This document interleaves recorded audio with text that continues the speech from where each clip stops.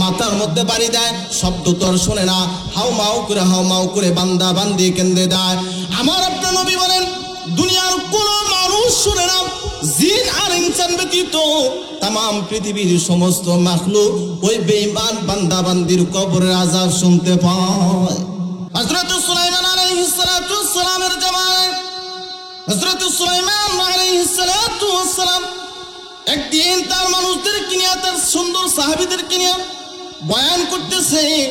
এমন সময় হযরতে মালাকুল মউত আয়েশা উপস্থিত হয়ে গেছে। মালাকুল মউত আয়েশা একবার হাতের দিকে তাকায়, একবার একটা যুবকের দিকে তাকায়। নাম ঠিকানা ঠিক আছে, কিন্তু মৃত্যুর স্থানটা এখানে না। বসে আছে মুলক সুলাইমান, কিন্তু মৃত্যুর স্থানটা লেখা আছে হিন্দুস্তান। পেরেশান হয়ে গেছে, মালাকুল মউত চলে গেছে হিন্দুস্তানে। এই যুবকটা মালাকুল মউত যাওয়ার পরে হযরত সুলাইমান আলাইহিস সালাতু ওয়াস সালামকে ডেকে বলে, পয়গম্বর আপনার সামনে একজন লোক আসছিল। এই লোকটাকে বলে, এটা হলো মালাকুল মউত, মউতের ফেরেশতা। লোকটা আমার দিকে বারবার তাকাচ্ছিল, আমার ভয় লাগে। ওগো রাসূল, ওগো সুলাইমান, আপনার কাছে আমার একটা আবদার। বলে, কি আবদার? বলে, আপনি না সব কিছু আপনার কথা শুনে, সব হুকুম আপনার মানে। এই হুকুম মানার কারণে আপনি আমাকে আদেশ, আপনার বাতাসকে আদেশ করেন। হযরত সুলাইমান আলাইহিস সালাতু ওয়াস সালামকে লোকটা ডেকে বলে, সুলাইমান আলাইহিস সালাতু ওয়াস সালাম, আপনার কাছে আমার একটা আরজি। বলে, কি আরজি? বলে, আপনার কথা জিনে শুনে, দৈত্য শুনে, বাতাস শুনে, আপনিও তাদের কথা বুঝেন। আপনি একটু বাতাসকে অনুমতি দেন, আদেশ করেন, যাতে করে আমাকে মুলকের সুলাইমান থেকে হিন্দুস্তানে পৌঁছায় দেয়। বলি সুবহানাল্লাহ। সুলাইমান আলাইহিস সালাতু ওয়াস সালাম বাতাসকে আদেশ করার সাথে সাথে মুহূর্তের মধ্যে লোকটাকে হিন্দুস্তান পৌঁছায় দেয়া দেখে ওই লোকের সাথে আবার সাক্ষাৎ। বলে, আপনি এখানেও? বলে, হ্যাঁ, আপনার মৃত্যু স্থান ছিল হিন্দুস্তান, কিন্তু আপনি বসেছিলেন মুলকি সুলাইমান। আমি তো পেরেশানি ছিলাম, এত তাড়াতাড়ি আপনি কিভাবে হিন্দুস্তান আসবে? আল্লাহর কি কুদরত, আল্লাহ কোনো না কোনো মাধ্যমে আপনাকে হিন্দুস্তানে নিয়ে আসছে। বলি সুবহানাল্লাহ। তাহলে মৃত্যুর স্থান নির্ধারিত না নির্ধারিত? জোরে বলেন। আমরা অনেক সময় বলি যে এই লোকটাকে মনে হয় বপুর হসপিটালে নিলে বাঁচত, বলি কি বলি না? গোবিন্দাসী কোন একটা মেডিকেলে নিলে হয়তো বাঁচত, কিন্তু না। অনেক সময় দেখা যায় হাসপাতালে বেডে তুলতে দুনিয়ার থেকে বিদায় নিয়ে যায়। এমন ঘটনা ঘটে কি ঘটে না? আসলে মৃত্যুর স্থানটা ওইখানে তার লেখা। এ কারণে মুসলমান ভাইয়া, আপনাদের কাছে একটা প্রশ্ন, বুঝে থাকলে বলুন তো দেখি, এই দুনিয়ার থেকে বিদায় নিতে হবে কি হবে না? আরো জোরে বলেন, হবে কি হবে না? যেহেতু হবে, এই বিদায় নেওয়ার রাস্তা হলো দুইটা। রাস্তা কয়টা? জোরে বলেন, কয়টা? দুইটা রাস্তা। একটা হলো ইমানদারের মৃত্যু, আর একটা হলো বেঈমানের মৃত্যু। একটা ইমানের রাস্তা, আর একটা বেঈমানের রাস্তা। কেউ যখন দুনিয়ার থেকে বিদায় নিয়ে চলে গেল, হয়তো বা এই লোকটা ইমানদার হয়ে মারা গেল, অথবা বেঈমান হয়ে মারা গেল। এই দুই রাস্তা ছাড়া আর কোন রাস্তা, জোরে বলেন, আছে? দুনিয়ার থেকে আমি যেমন মারা গেলাম, হয়তো বা ইমানের অবস্থায় মারা গেলাম, নতুবা বেঈমানের অবস্থায় মারা গেলাম। এই দুই রাস্তা ছাড়া আর কোনো রাস্তা নাই। এখন আমি আর আপনি কোন রাস্তায় মরবো, এটা চয়েস করার, এটা পলিসিটা আমার আপনার দায়িত্ব, যে আমি কোন রাস্তায় মারা যাব, এই দায়িত্বটা আমার। এখন বলবেন, হুজুর দুনিয়ার থেকে মারা যাব দুই রাস্তার এক রাস্তায়, তাহলে ইমানদারের রাস্তায় মারা গেলে লাভ কি, আর বেঈমানের রাস্তায় মারা গেলে ক্ষতি কি? লাভ আর ক্ষতির কথা আমার আপনার নবী মুহাম্মদুর রাসূলুল্লাহ সাল্লাল্লাহু আলাইহি সাল্লাম প্রায় আজ থেকে ১৫০০ বছর আগে আমাকে আপনাকে জানিয়ে দিয়েছেন, উম্মত যদি ইমানদার হয়ে মারা যাইতে পারো এই লাভ, আর বেঈমান হয়ে মারা গেলে এই ক্ষতি। কি ক্ষতি? আমি যদি প্রশ্ন করি, আপনি যদি প্রশ্ন করেন, নবী একটু বলেন না। মুসলমান ভাই আমার আপনার নবীজি নবী মুহাম্মদুর রাসূলুল্লাহ সাল্লাল্লাহু আলাইহি ওয়াসাল্লাম ডেকে বলে, উম্মত রে, এ দুনিয়ার বান্দা বান্দি শোনো, দুনিয়া থেকে যখন তুমি বিদায় নিবা, হয়তো বা ইমানদারের রাস্তায়, নয়তো বা বেঈমানের রাস্তায়। ইয়া রাসূলুল্লাহ, ইয়া হাবিবাল্লাহ, ওগো নবীজি, বেঈমানের রাস্তায় মারা গেলে লস কি, ইমানদারের রাস্তায় মারা গেলে লাভ কি? নবী আমার ডেকে বলে, শোনো, বেঈমানের রাস্তার মারা যাওয়ার কি করুন ঘটনা ঘটে। বেঈমান রাস্তার যখন একটা মুমূর্ষ বান্দা বান্দির অবস্থা হয়ে যায়, বেঈমান বান্দা বান্দি যখন মৃত্যুর সময় হয়ে যায়, মৃত্যুর সময় যখন হয়ে যায়, দুনিয়ার রিজিক বন্ধ হয়ে যায়, এমন সময় ওই লোকটার দৃষ্টি যত দূর পর্যন্ত যায় তত দূর পর্যন্ত আল্লাহ রাব্বুল আলামিনের কিছু ফেরেশতা এসে বসে যায়। কালো ভয়ঙ্কর আকৃতির চেহারাওয়ালা ফেরেশতা বেঈমান বান্দা বান্দি তাদের চোখ দিয়ে দেখতে থাকে, চোখগুলা বড় বড় হয়ে যায়, কপালটা গামতে থাকে, চেহারাটা মলিন হয়ে যায়। দুনিয়ার কারো বলার মতো আর শক্তি থাকে। এরপরে আমার আপনার নবী বলেন মালাকুল মউত চলে আসে, আয়েশা মাতার পাশে বসে যান, ডাক দিয়ে বলেন ইয়া আইয়াতুন নাফসুল খবিস, হে খবিসের রূহ বের হয়ে আসো। খবিসের আত্মা বের হতে চায় না, একবার ডান দিকে চলে যায়, একবার বাম দিকে চলে যায়, মাথার দিকে চলে যায়, ছুটাছুটি করতে থাকে। আমার আপনার নবী বলে মালাকুল মউত এমন জোরে থাবা দেওয়া রূহটাকে বের করে নেওয়া হয়।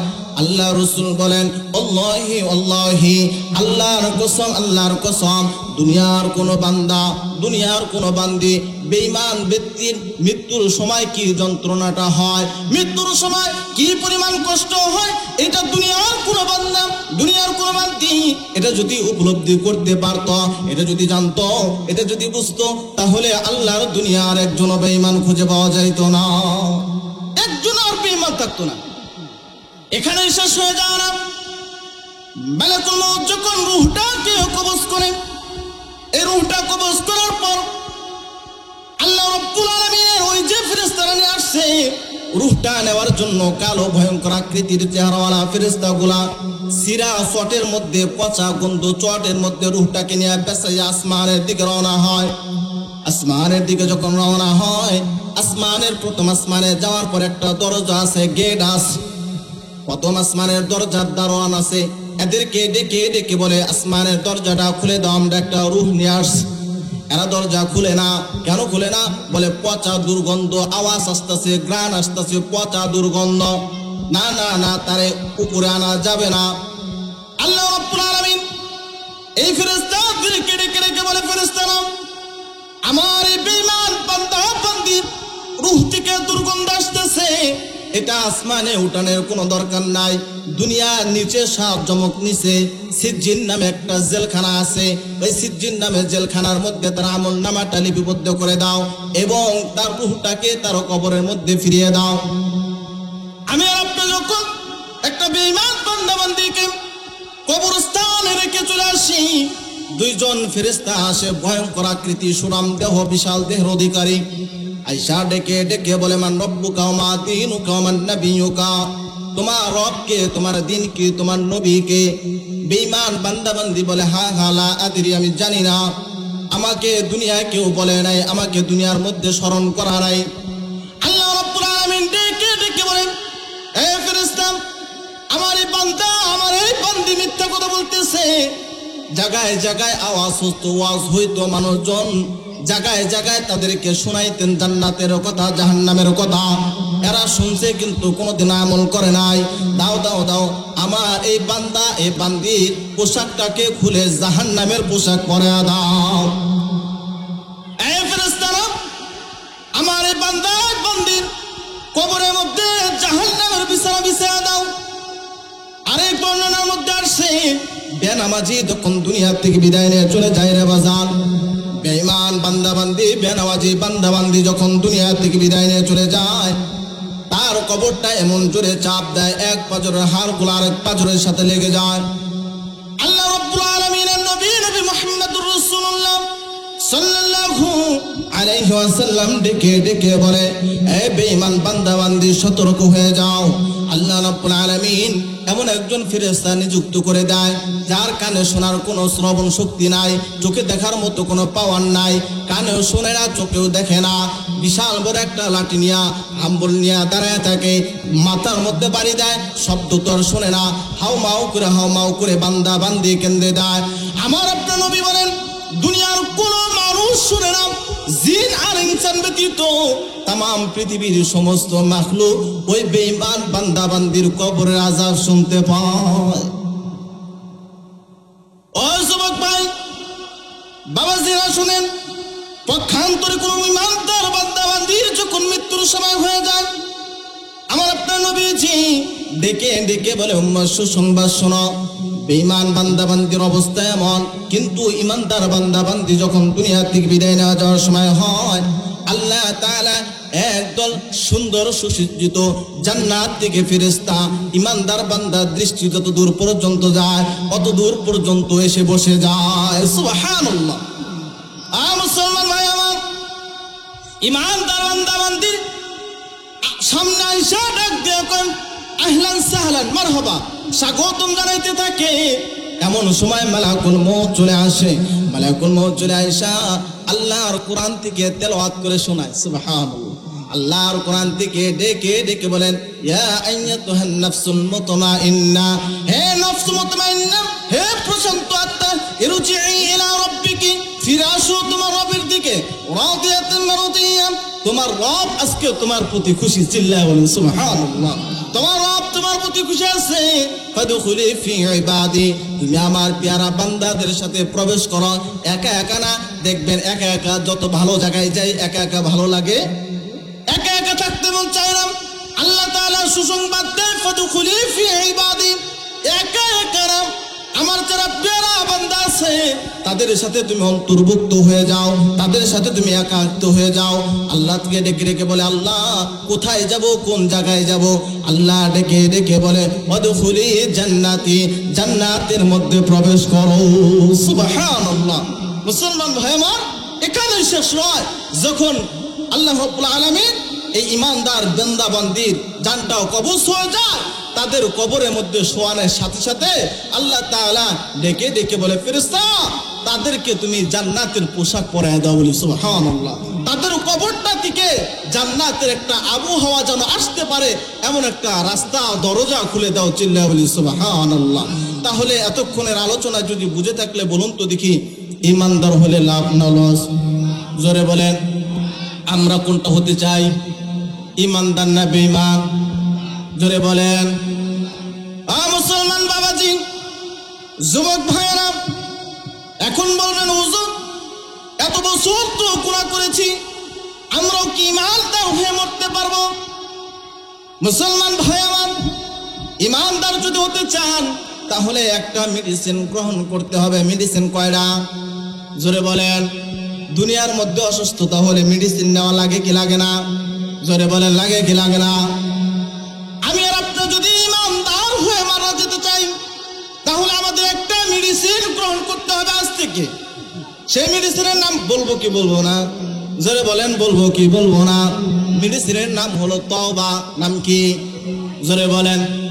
যা কিছু করেছি আল্লাহ আর কোনোদিন করব না, এই কথা বললে, আল্লাহর কাছে বললে, চোখের পানি ফালাইলে আল্লাহ ডেকে ডেকে বলে, বান্দারে যা কিছু করছ, ইন্নাল্লাহা ইউহিব্বুত তাওয়াবিন ওয়া ইউহিব্বুল মুতাতাহিরিন, আমি আল্লাহ যে বান্দা যে বান্দি গুনাহ করার পরেও আমি আল্লাহর কাছে একবার মাফ চাই, আমি আল্লাহ তার জিন্দেগির গুনাহগুলো মাফ করে দিয়া আমার পছন্দের বান্দাদের সাথে অন্তর্ভুক্ত করে দেই।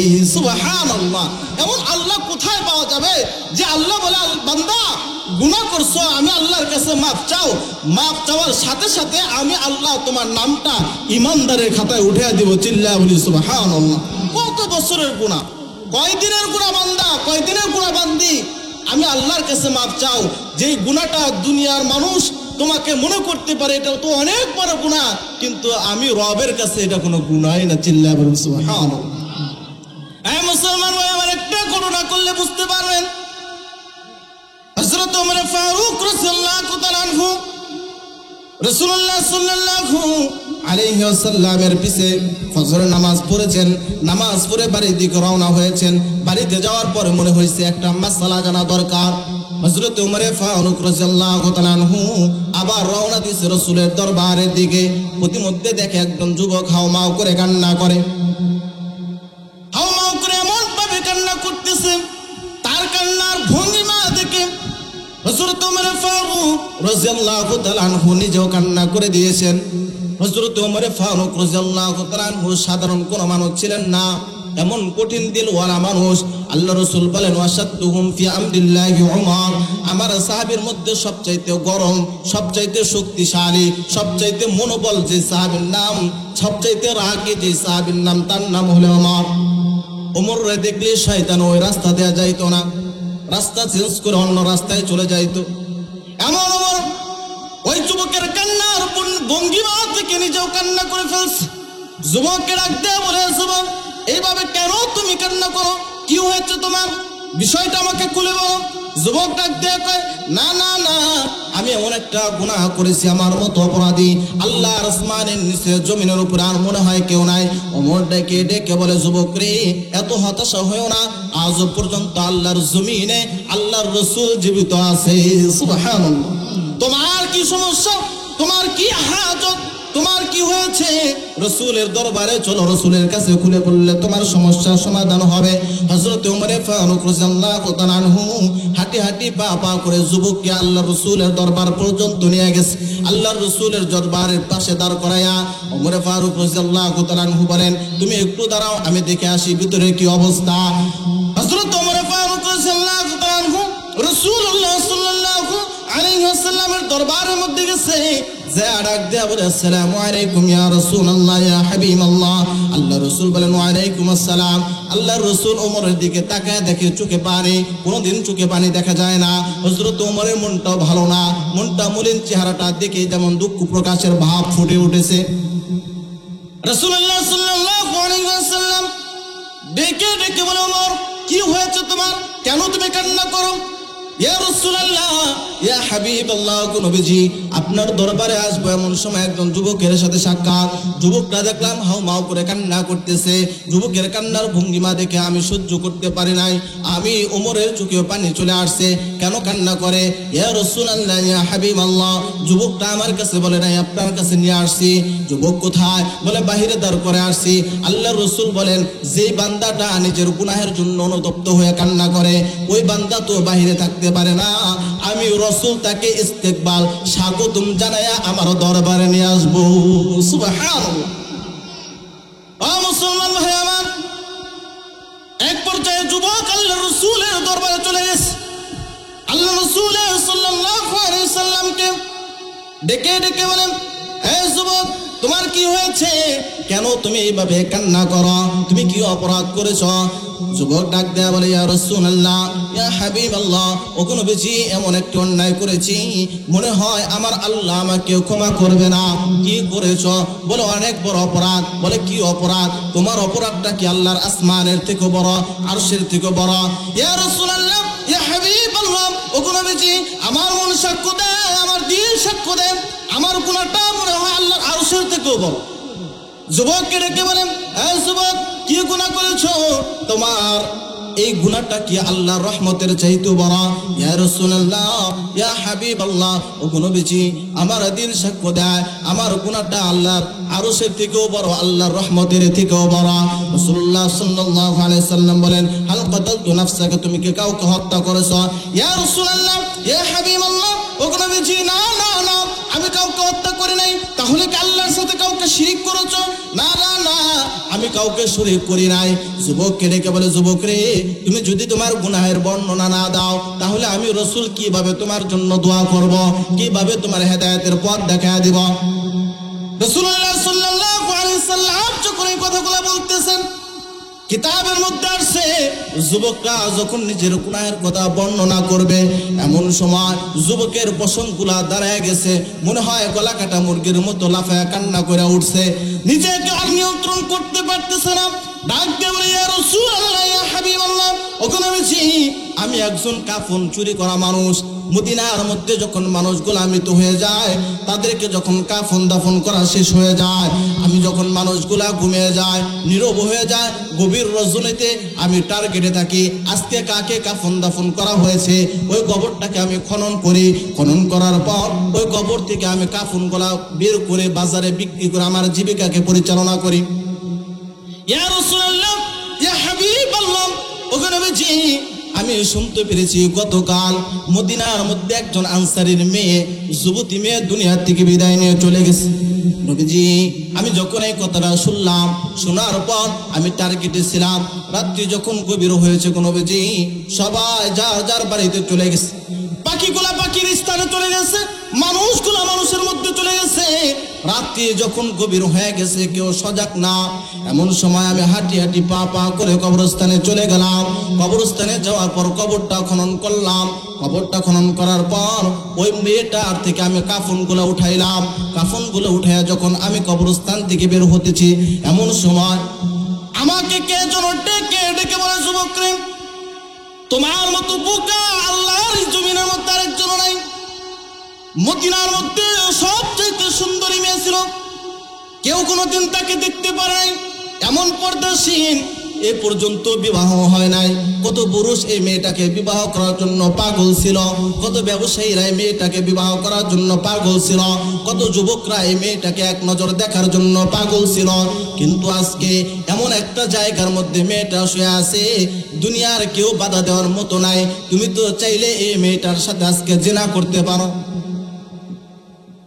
ইয়া রাসূলুল্লাহ, হাবিবাল্লাহ, ওগো নবীজি, কথাগুলো যখন আমার কানের মধ্যে আসছে, আসার সাথে সাথে আমার দিলটা নরম হয়ে গেছে। শয়তানের ওয়াসওয়াসা আমার কাজ করেছে। আমি সাথে সাথে কবরস্থানের মধ্যে লাইট দিয়ে দেখলাম, সত্যি তো এমন সুন্দরী যুবতী মেয়ে মনে হয় আসমানের নিচে, জমিনের উপরে আরেকজন নাই। ওগো নবীজি, এক পর্যায়ে শয়তানের দোকায় পড়ে আমি মেয়েটার সাথে জিনা করে ফেললাম। জিনা করে যখন কবরস্থান থেকে উঠে আসতেছি, এমন সময় মনে হয় মেয়েটা আমাকে ডেকে ডেকে বলে, এ যুবক, কি করলি তুই? আমাকে নাপাক অবস্থায় আল্লাহর দরবারে উঠানোর ব্যবস্থা করে দিলি। তোর কি আল্লাহর ভয় দিলের মধ্যে নাই? আল্লাহর কাছে তোর নামে আমি মামলা করব। হাসরের কঠিন মুসিবতে হাজার হাজার মানুষের মধ্যে আমার উলঙ্গ করে উঠার ব্যবস্থা করে দিলি। তোর নামে আমি আল্লাহর কাছে বিচার দিব, আল্লাহর কাছে সালিশ করব। যখন এই কথাগুলো রাসূল বলেছে, আমার হৃদয়ের মধ্যে একটা ধাক্কা লাগছে। ধাক্কা লাগার সাথে সাথে কাফন গুঁড়া ফেলে হাঁটু দেয়া গড়াগড়ি করে কোন রকম কবরস্থান থেকে বের হয়ে আসছি। আজও পর্যন্ত আমার বাড়িতে আমি যাই নাই। রাসূলুল্লাহ সাল্লাল্লাহু আলাইহি ওয়াসাল্লাম ডেকে ডেকে বলে, যুবক রে, এমন গুনাহ মনে হয় দুনিয়ার কেউ করে নাই। সত্যি তো তোর গুনাহটা মারাত্মক। যখনই বলছে বাজান, সত্যি তো তোর 40 দিন যখন হয়ে গেছে, আল্লাহ রাব্বুল আলামিন জিবরাইলকে আল্লাহ রাসূলের কাছে পাঠাইছে। আয়েশা ডাকতে কয়, আসসালামু আলাইকা ইয়া রাসূলুল্লাহ, আসসালামু আলাইকা ইয়া হাবিবাল্লাহ। ওগো নবীজি, আল্লাহ জানতে চাইছে দুনিয়ার মধ্যে রিজিকের মালিক কে। বুঝে থাকলে বলুন তো দেখি, রিজিকের মালিক কে? আরো জোরে বলেন, মালিক কে? ঘুমাইছেন আপনারা? খারাপ লাগতেছে?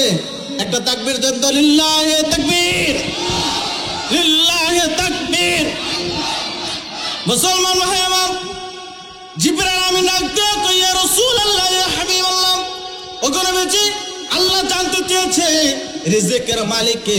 রাসূল সাল্লাল্লাহু আলাইহি ওয়াসাল্লাম ডেকে ডেকে বলে, রিজিকের মালিক তো আমার আল্লাহ, আমাকেও তো রিজিক দেয় আমার আল্লাহ। বলে, হায়াতের মালিক কে? বলে, হায়াতের মালিক তো আল্লাহ, আল্লাহ আমাকেও হায়াত দিয়েছে, तमाम পৃথিবীর সমস্ত মানুষকেও হায়াত দিয়েছে। এবার জিবরাইল আমিন 3 নাম্বার প্রশ্ন করে, ইয়া রাসূলুল্লাহ, ইয়া হাবিবাল্লাহ, আল্লাহ জানতে চেয়েছে तमाम পৃথিবীর মানুষদেরকে ক্ষমা করেন কে? জোরে বলেন, কে করে? ওগো নবীজি, কে করেন? নবীজি ডাকে ডেকে বলেন, আল্লাহই তো মানুষদেরকে ক্ষমা করে থাকেন। বলে, আজ থেকে 40 দিন আগে আপনার দরবারে একজন কাফন চোর যুবক আসছিল। হ্যাঁ আসছিল। বলে, যুবকটা কোথায়? বলে, আর তো খবর রাখি নাই।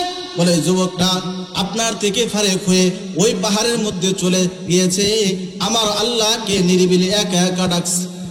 ডেকে ডেকে নিজের চোখের পানি গুলাতে বুক বসাইছে। আমার আল্লাহর কাছে মাপ চেয়েছে। মাপ চাওয়ার কারণে আমার আল্লাহ ঘোষণা করে দিয়েছে, তার জিন্দেগির সমস্ত গুনাহ খাতা আল্লাহ মাফ করে দিয়েছে। সুবহানাল্লাহ। এমন গুনাহ যদি আল্লাহ মাফ করতে পারে, তাহলে আল্লাহ আমাকে আপনাকে মাফ করবে কি করবে না? জোরে বলেন, করবে কি করবে না? সে আল্লাহ আছে না নাই? আছে না নাই? আল্লাহর ক্ষমতা কমছে? জোরে বলেন, কমছে? আগামীতে কমবে? আল্লাহ তখনও ছিল, এখনো আছে, আগামীতেও জোরে বলেন থাকবে কি থাকবে না? এই কারণে মুসলমান ভাই, একটা মেডিসিন গ্রহণ করতে হবে। আল্লাহ রাসূল বলেন, যখন তোমার গুনাহ হয়ে যায়, তুমি ডেকে ডেকে বলো, আল্লাহুম্মা আনতা রাব্বি লা ইলাহা ইল্লা আনতা খালাকতানি ওয়া আনা আবদুকা। আল্লাহ, তুমি আমারে মাফ করে দাও, আমি তো তোমারই বান্দা, তুমি ছাড়া তো আমার আর কোনো আল্লাহ। জোরে বলেন, আল্লাহ। মুসলমান ভাই আমার, এ কারণে গুনাহ হয়ে গেলে সাথে সাথে তওবা করতে হবে। রাজা আছি তো ইনশাআল্লাহ, জোরে বলেন আছি তো ইনশাআল্লাহ। এই কারণে আল্লাহ সুবহানাহু ওয়া তাআলা আমাকে আপনাকে মুমিন হিসাবে কবুল করবে, বলি সুবহানাল্লাহ। মুমিন হতে যদি চাই তাহলে আল্লাহ তাআলার কোরআনের সান্নিধ্য আসার দরকার আছে না নাই? কোরআন সুন্নাহ ছাড়া আল্লাহ তাআলার কাছে মুমিন হওয়া যাবে? জোরে বলেন যাবে? কোরআনকে যে যত বেশি ভালোবাসবে, কোরআনের সান্নিধ্যে যে যত বেশি আসবে, আল্লাহ তাআলা তার শান আর মান তত বেশি বাড়ায় দেবে, বলি সুবহানাল্লাহ। চাই সে মানুষ হোক, চাই সে ফেরেশতা হোক, চাই সে জায়গা হোক, যে কোরআনের সাথে লাগছে আল্লাহ তার শান আর মান বাড়ায় দিছে। উদাহরণ দিলে বুঝবেন, আল্লাহ তাআলা কোরআনুল কারীম নাজিল করেছেন রমজান মাসে। কোন মাসে? জোরে বলেন। এই রমজান মাস বাকি 11টা মাসের থেকে শ্রেষ্ঠ না অশ্রেষ্ঠ? জোরে বলেন। কেন? বলে নুজুলে কোরআনের সাথে সম্পর্ক। আল্লাহ তাআলা এই কোরআনটা নাজিল করেছেন লাইলাতুল কদরের রাতে। কোন কদর রাতে? লাইলাতুল কদর রাতে। লাইলাতুল কদর রাতে নাজিল হওয়ার কারণে আল্লাহ তাআলা নিজে ঘোষণা করে দিয়েছেন লাইলাতুল কদরের শান আর মান এত বেড়ে গেছে, বড় হাজার বছরের ইবাদতের চাইতেও লাইলাতুল কদরের ইবাদতের দাম বেশি, বলি সুবহানাল্লাহ। সম্মানিত উপস্থিতি, এই কোরআনটা নাজিল হয়েছে মক্কা এবং মদিনা। তামাম পৃথিবীতে হাজারো অট্টালিকার শহর আছে, টাকার জঞ্জরানি, ক্ষমতার খমখনানি, কিন্তু অনেকেই আছে সেই শহরগুলোর নাম জানে না। তামাম ওয়ার্ল্ডে, তামাম পৃথিবীতে যুবক যুবতী, বালেক বালেকা, বুঝমান প্রত্যেকটা মানুষ এই দুইটা শহরের নাম জানে। একটা হলো মক্কা, আরেকটার নাম জোরে বলেন। শুধুমাত্র এই বলে শেষ নয়, সাথে দুইটা লকব লাগানো, মক্কাতুল মুকাররমা, মদিনাতুল মুনাওয়ারা। ফেরেশতা আল্লাহ তাআলা হাজার হাজার সৃষ্টি করেছেন, হাজার হাজার কোটি কোটি কোটি কোটি। এই আসমানের মধ্যে বাইতুল্লাহ, আমাদের যে কাবা, এই কাবা থেকে সোজা উপরে একটা জায়গা আছে বাইতুল মামুর, এটা হলো ফেরেশতাদের কিবলা। এইখানে যারা একবার একসাথে 70,000 ফেরেশতা তোয়াফ করতে পারে, যে ফেরেশতা একবার তোয়াফ করার সুযোগ পাইছে কিয়ামত পর্যন্ত আর কোনোদিন সুযোগ পাবে না। তাহলে বুঝে থাকলে বলুন তো আল্লাহ তাআলা কত ফেরেশতা বানাইছে, বলি সুবহানাল্লাহ। এই ফেরেশতাদের মধ্যে একজন শ্রেষ্ঠ ফেরেশতা, তার নাম হলো জিবরাইল আলাইহিস সালাতু ওয়াসসালাম। কেন শ্রেষ্ঠ? বলে আল্লাহ তাআলা এর সাথে কোরআনে নুজুলে কোরআনের একটা সম্পর্ক করে দিয়েছেন। আল্লাহ তাআলা এর মাধ্যমে লৌহে মাহফুজ থেকে আল্লাহ রসুলের কাছে কোরআন আনা নেওয়া করার দায়িত্ব দিয়েছিলেন। কোরআনের সাথে সম্পর্ক হওয়ার কারণে ফেরেশতাদের মধ্যে শ্রেষ্ঠ ফেরেশতা হিসেবে গণ্য হয়েছে, বলি সুবহানাল্লাহ। মুসলমান ভাই আমার, এই কারণে কোরআনের মান আর শান আছে। আমরা তো কোরআনের কাছে আসতে চাই না। যে কোরআনের কাছে আসে, চাই সে শিক্ষিত হোক, চাই সে মূর্খ হোক, আলেম হওয়া লাগে না বাজান। কোরআনের কাছে যে আসুক, চাই সে একজন রিক্সা চালক হোক, চাই সে একজন মূর্খ মানুষ হোক, কিন্তু কোরআনকে আলিঙ্গন করলে, কোরআনকে ভালোবাসলে আল্লাহ তাআলা তার শান আর মান বাড়ায় দেবেন, সুবহানাল্লাহ। তাহলে কোরআনের কাছে আসা দরকার আছে না নাই? আজকে বাস্তবতা হলে আমার আপনার ছেলে সন্তান গোলা দেখবেন নানান দিন সারাটা দিন ইউটিউব, ফেসবুক, মেসেঞ্জার নিয়ে ব্যস্ত, কিন্তু আগের মতো মক্তবে কোরআন শিখতে আর রাজি। আগে ছোটবেলায় আমরা দেখতাম, আপনারা আরো ভালো জানেন, আপনারা ময় মুরব্বী, আপনারা একটা ভালো করে দেখছেন যে আগেরা মা বোনেরা ফজরের নামাজ পড়েই কোরআনুল কারীমের তেলাওয়াত শুরু করে দিত। এরকম সময় গেছে কি গেছে না? আজকে আমাদের মা বোনেরা রাত্রিবার স্টার জলসার জি বাংলা নিয়ে ব্যস্ত। যদিও কোনো কারণে ফিল করে, পরের দিন আবার খাজা আদায় করে, এটা রিপিট দেওয়া কথা ঠিক না? দিন যত যাচ্ছে ডিজিটাল মানুষগুলো হচ্ছে, আর মানুষের মধ্যে বেহায়াপনা, ইসলাম থেকে দূরে সরা, কোরআন থেকে শুরু সরা, মানুষের জন্য আরো এটা অধপতনের দিকে যাচ্ছে। মা বোনরা এখন আর কোরআন পড়ে না। আমার আপনার বাড়িতে দেখবেন কোরআনটাকে এমন জায়গায় রাখছে, টিপিটা প্রতিদিন সুন্দর করে পরিষ্কার করে, কিন্তু কোরআনের উপরে ময়লা পড়তে পড়তে পড়তে পড়তে স্তর তৈরি হয়ে গেছে। কোরআনটা কোনোদিন ভালোবাসার প্রকাশ করে? পরেও তো না, ওটারে ভালোবাসাতে প্রকাশ করে একটু পরিষ্কার করবে, এটাও করে না। এরকম ঘটনা ঘটে কি করে না? জোরে বলেন, ঘটে কি করে না? মুসলমান বাবাজি, পর্দার অন্তরের মা উপরে কোরআনের সাথে সুসম্পর্ক করতে হবে। আপনি যে শ্রেণীর মানুষ থাকেন না কেন, কোরআনের সাথে সুসম্পর্ক করলে আল্লাহ তার মান শান বাড়ায় দেয়। ইমাম গাজ্জালী রাহমাতুল্লাহি আলাইহি একদিন স্বপ্নে যোগে দেখতেছেন, তিনি তার গ্রন্থের মধ্যে লিখেছেন, আমি একদিন ঘুমাইতেছিলাম, এমন সময় স্বপ্নে যোগে দেখি একজন কে যেন আমাকে ডেকে ডেকে বলে, এই ইমাম গাজ্জালী, তুমি ঘুমের মধ্যে আসো, রহমতপুর গ্রামের মধ্যে আমার একজন পেয়ারা বান্দা দুনিয়া থেকে বিদায় নিয়ে চলে গেছে। এই পেয়ারা বান্দাকে সুন্দর করে কাফন দাফন করানো, সুন্দর করে জানাজা করানো কোনো মানুষ, কোনো আলেম ওই সমাজের মধ্যে নাই।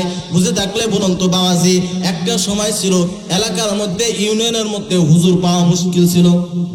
ধরে বলেন, ছিল কি ছিল না? ছিল কি ছিল না? এখন তো ঘরে ঘরে হুজুর, ঘরে ঘরে মেট্রিক পাস হওয়া মানুষ। একটা সময় ছিল কেউ যদি আইএ পাস করতো, মেট্রিক পাস করতো, মানুষগুলো ভিড় লাগতো তার দেখার জন্য। কথা বলেন।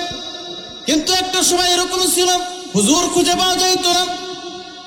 ইমাম গাজ্জালী রাহমাতুল্লাহি আলাইহি বলেন, আমাকে স্বপ্নে যুগে ডাকে রেখে বলা হয়েছে, যাও যাও যাও রহমতপুর গ্রামে যাও, আমার একজন পেয়ারা বান্দা দুনিয়া থেকে বিদায় নিয়ে চলে গেছে, তার সুন্দর তরিকায় কাফন দাফন করানোর জন্য কোনো মানুষ নাই। তাড়াতাড়ি ঘুম থেকে সচেতন হয়ে গেছে। সচেতন হওয়ার পর দৌড়ে গেছে রহমতপুর গ্রামে। রহমতপুর গ্রামে যাওয়ার পর মানুষদেরকে জিজ্ঞেস করতেছেন, এই গ্রামের মধ্যে আল্লাহর কোন পেয়ারা মুহিব্বিন বান্দা মারা গেছেনি? সবাই ডেকে ডেকে বলে, না না না, আমাদের গ্রামে এমন কোনো মানুষ মারা যায় নাই। আমাদের গ্রাম একটা অজপরা গ্রাম, এই গ্রামের মধ্যে ভালো কোনো জাননেওয়ালা মানুষ নাই, ভালো কোনো আলেম নাই, ভালো কোনো কোরআন পড়নেওয়ালা মানুষ নাই। এই গ্রামে আল্লাহর ওলি পাওয়া যাবে কোত্থেকে? আল্লাহর পেয়ারা বান্দা পাওয়া যাবে কোথায় থেকে? না না না, আমাদের এলাকার মধ্যে মারা যায় নাই। সন্ধ্যা যখন করে আসতেছে, এমন সময় একজন ডেকে ডেকে বলে, হুজুর, আমাদের গ্রামের শেষে একটা কাঠ বাগান, কাঠ বাগানের সাথে একজন কাটুরিয়ার বাড়ি, ওই কাটুরিয়া শুনেছি গতকাল রাতে মারা গেছে।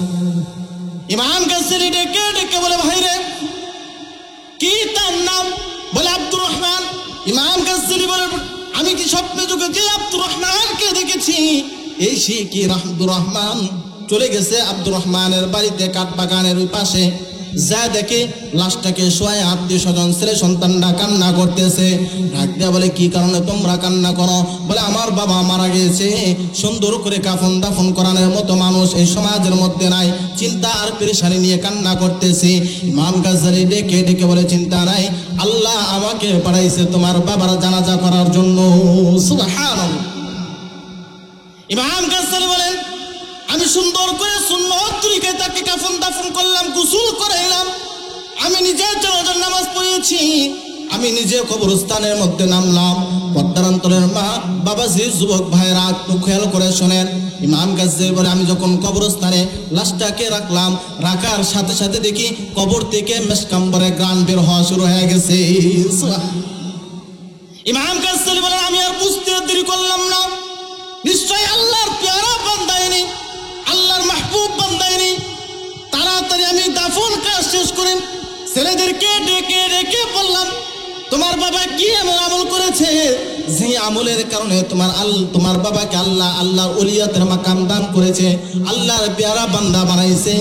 সন্তানেরা ডেকে ডেকে বলে, হুজুর গো, আমরা তো জানি না আমাদের বাবা কোন আমল করেছে, আমাদের নজরে এমন কোন আমল পড়ে নাই, আমার বাবা তো একজন অশিক্ষিত মানুষ ছিল, হয়তো আমাদের মা বলতে পারবে, নিয়ে যাও তোমার মায়ের কাছে। পর্দার রাত থেকে ডেকে ডেকে বলে, ভন্ডে, তোমার স্বামী কি আমল করেছে যে আমলের কারণে আল্লাহ রাব্বুল আলামিন তোমার স্বামীকে আল্লাহর ওলিয়াতের মাকাম দান করতে পারে, আল্লাহর পেয়ারা বান্দা হিসেবে কবুল করতে পারে? একটু ঘটনাটা আমাকে খুলে বলা। মেয়েটা ডাক দেয়া বলে, হুজুর, আমার স্বামী এমন কোন আমল করে নাই, আমার স্বামী ছিল একজন অশিক্ষিত মানুষ, কোরআন পড়তে পারতো না। আমার স্বামী ছোট্টবেলায় কোনো মাদ্রাসায় যায় নাই, কোনো হুজুরের কাছেও যায় নাই। আমার স্বামী একজন সাধারণ কাঠুরিয়া, জঙ্গল থেকে কাঠ কাটতেন, বাজারে বিক্রি করতেন, হালাল কিছু উপার্জন করতেন, সেই উপার্জন দিয়ে আমাদের সংসারটা সুন্দরভাবে চলতো। আমার স্বামী তো দুনিয়া থেকে বিদায় নিয়ে চলে গেছে। হ্যাঁ হুজুর, একটা কথা মনে পড়ে। বলে, কি কথা? আমার ঘরের মধ্যে কোনো ফার্নিচার নাই, আমার ঘরের মধ্যে কোনো আসবাবপত্র নাই, কিন্তু আমার স্বামী 1 আনা 2 আনা করে টাকা জমাইতে জমাইতে বাজার থেকে একটা কোরআনের শফি কিনা নিয়ে আসছে, কফি কোরআন শরীফ কিনা নিয়ে আসছে। ওগো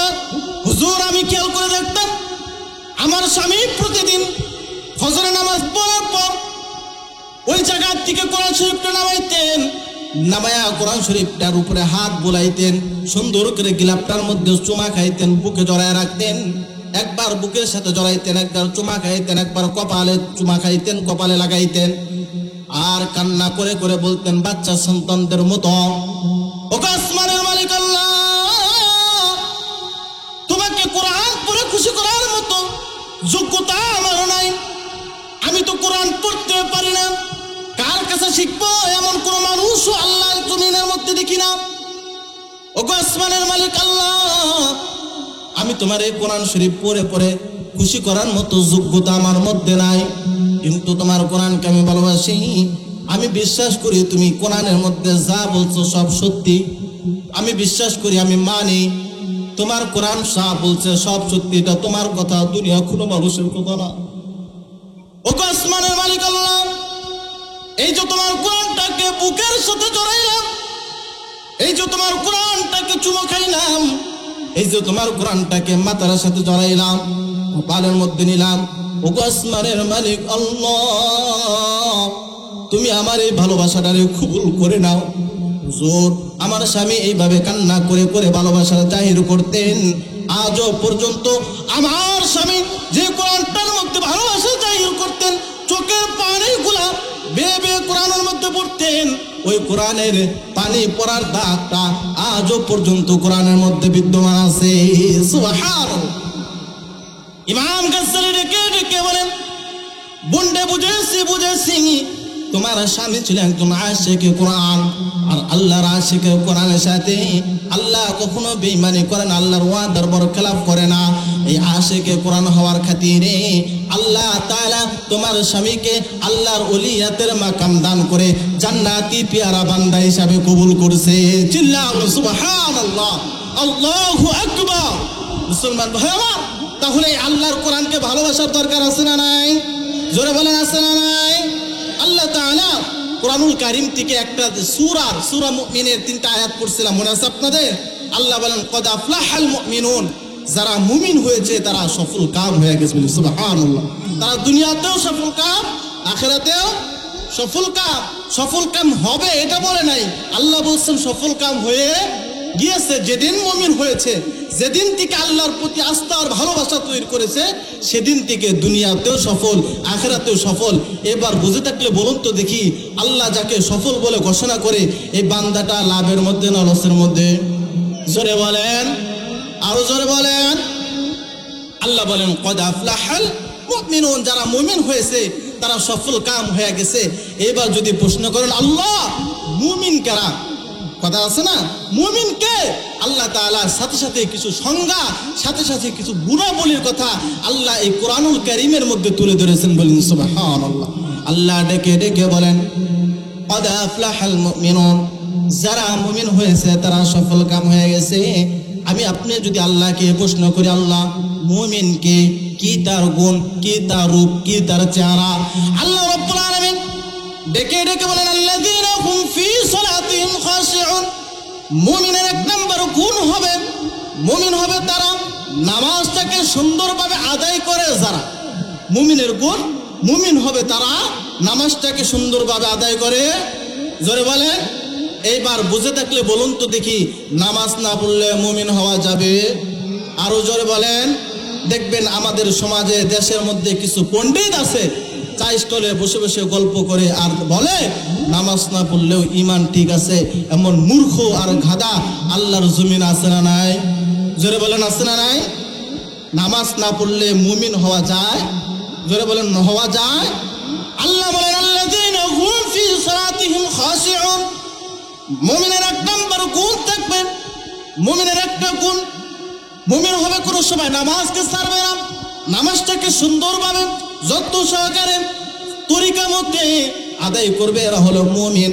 আল্লাহ সুবহানাহু ওয়া তাআলা কুরআনুল কারীমের মধ্যে ঘোষণা করেন, হে মুমিন শুনো, তোমরা যদি নামাজটাকে সুন্দরভাবে আদায় করো, সুন্দরভাবে ধরো, আঁকড়ে ধরো, মুহাব্বত করো, ভালোবাসো, ওয়াক্ত মতো নামাজ পড়ো, তোমাদের সুন্দর একটা সুসংবাদ। বলে কি সুসংবাদ? আল্লাহ ডেকে ডেকে বলে, বান্দারে তুমি যদি নামাজটাকে আদায় করো, এই নামাজ তোমার দুনিয়ার সমস্ত ফাহিশার কাছ থেকে বিরত রাখবে। সুবহানাল্লাহ।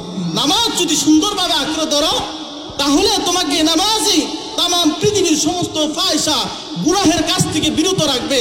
এবার প্রশ্ন করবেন, হুজুর নামাজ পড়ে আবার অনেকে সুদও খায়, নামাজ পড়ে ঘুষও খায়, নামাজ পড়ে গুনাহের কাজও করে, নামাজ পড়ে জুলুম করে, নামাজ পড়ে বোনের হক মেরে খায়, নামাজ পড়ে বাইরের হক মেরে খায়, এরকম নামাজি আল্লাহর দুনিয়ায় আছে না নাই? জোরে বলেন আছে না নাই? বুঝা গেল কিছু না কিছু করব। আর বলে কি করবা? আল্লাহ তাআলার তরিকা অনুযায়ী তার নামাজ হয়। জোরে বলেন হয়। যদি নামাজি সুন্দরভাবে নামাজ পড়তো, গ্যারান্টি ইন্নাস সালাতা তানহা আনিল ফাহশাই ওয়াল মুনকার, গ্যারান্টি দেয় আল্লাহ। আমি আল্লাহ গ্যারান্টেড হয়ে গেলাম, যে ব্যক্তি নামাজটাকে সুন্দরভাবে আদায় করবে সে কখনো গুনাহের কাজে লিপ্ত হতে পারবে। আল্লাহ সুবহানাহু ওয়া তাআলা আমাদেরকে নামাজটাকে সুন্দরভাবে আদায় করার তৌফিক দান করুন। সকলে বলেন আমিন।